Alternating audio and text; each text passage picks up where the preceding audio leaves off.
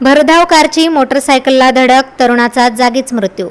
उदगीर जळकोट राष्ट्रीय महामार्ग क्रमांक 50 वर पाटोदा खुर्द पाटीजवळ भरधाव कारने मोटरसायकलला धडक दिल्याने एका तरुणाचा जागीच मृत्यू झाल्याची दुर्दैवी घटना घडली आहे। साईनाथ राजाराम जानतीने वय वर्ष 35 राहणार घोणशी असे मृत तरुणाचे नाव आहे।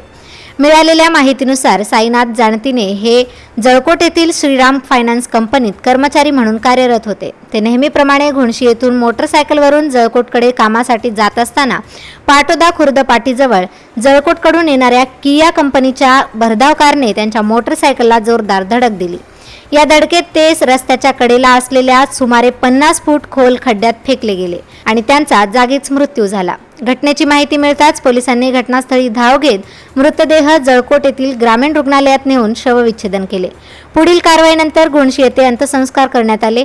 त्यांच्या पश्चात आई वडील, भाऊ, पत्नी, एक मुलगा आणि एक मुलगी असा परिवार आहे। त्यांच्या निधनामुळे घोणशी गावात शोककळा पसरली आहे।